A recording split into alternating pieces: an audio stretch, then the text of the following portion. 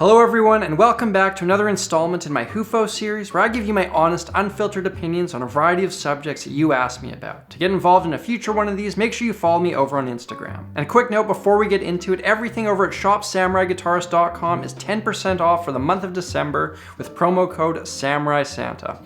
Alright, let's see what you guys asked me this time. Tom Gachagan asks my opinion on parents forcing their kids to play music. I don't agree with it at all. I assume their hearts are in the right place, thinking that music has all these benefits that can be great in a child's development. But if you force it on someone, you can quickly kill any love that would develop naturally. I taught many kids who were in this exact scenario. They were told by their parents that they needed to play an instrument, they picked guitar, and I was the sad sucker who taught it to them for $14 an hour. Guitar was first and foremost a chore to them. They didn't discover a love for it on their own, which is crucial in getting over that first learning curve. None of these students progressed substantially, and I'm willing to bet none of them still play guitar.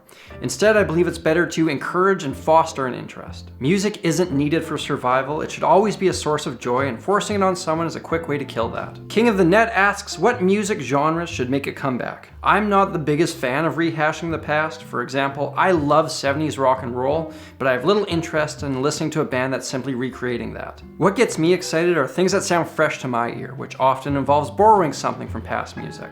For example, recently I came across an artist named Anderson .Paak, who sounds like a modern-day James Brown hip-hop type thing. He pays tribute to the history of the music, but at the same time, he brings something totally new to the table. Great stuff. So I guess to answer your question, I personally would love to hear some Afrobeat and pop or hip-hop music. I think that would be a totally fresh sound. Anderson, if you're watching this, hit me up. Let's start an Afrobeat ensemble. David Vadek asks, what is your favorite fuzz pedal? Easy question, the turd fuzz, because to quote Gandhi, toilet humor is the highest pedigree of comedy.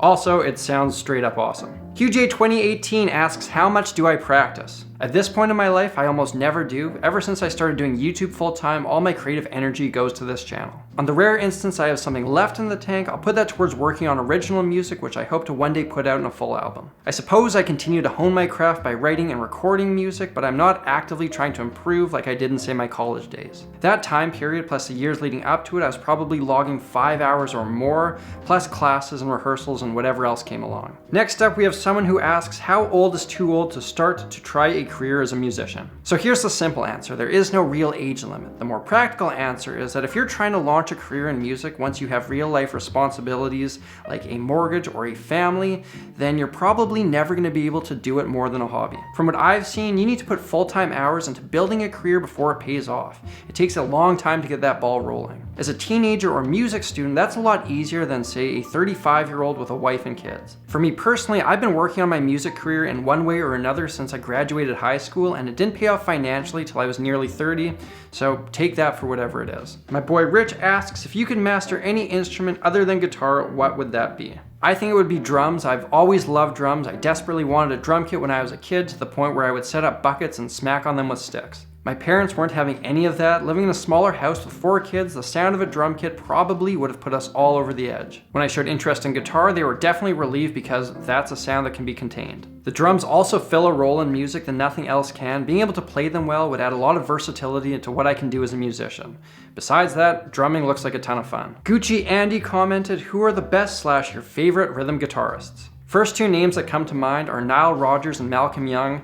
Nile just has the funkiest groove I could ever imagine. His guitar playing alone could make someone in a coma dance. And Malcolm was the driving rhythmic force in AC/DC. A pleasure of mine is to listen to isolated Malcolm Young guitar tracks on YouTube. So good. Tebow asks, is bass actually easier to learn than guitar? Which is a nice way of saying, is bass really just a dumbed down version of guitar? In the early stages, it's definitely easier, but the things that make a bass player great are extremely difficult to master. That initial physical learning curve on bass is significantly easier. After all, you usually just have to play one note instead of full chords. In my opinion, what makes a bassist great is their groove and feel. Of course, this is important for guitar as well, but we have a bit more leniency there. Say I'm playing in a band and the other rhythm guitarist isn't grooving, that's not nearly as terrible as if the bass player is a mess. Feel is an obscure concept. It's something deep down in our musicality. It takes years to shape and isn't easy to practice. I would say every instrument has its own unique set of challenges, and anyone who's mastered one has overcome those. Luca Travis asks my opinion on 7/8 string guitars. They aren't typical in any of the music I listen to or or create. I've never had the desire to play a note lower than a D, so it doesn't seem necessary to me. If you're into those extra strings, power to you, but 6 strings is enough of a challenge for me. Thank you very much. And lastly, here's a nice one. Phil Decker97 asks, what song brings tears to your eyes every time you hear it? I think there are only 2 songs that have ever brought me to tears. The first is the acoustic My Hey Hey by Neil Young. I had a close friend pass away when I was in grade 11, and a very fond memory of mine is listening to this song when we were fishing out at Lake of the Woods when we were kids. The song makes me sad because I miss him, but at the same time it also makes me happy because it brings back all those great memories. The other song is Poem for Eva by Bill Frisell. It's an incredibly beautiful tune shaped by its simplicity. The first time I ever heard it was late at night at my apartment in Toronto when I was at school for music, and it hit me really hard. It's the only time that's ever happened, and if I were to psychoanalyze the situation, I would say that I was bottling up a lot of emotions and this song kind of just let them free.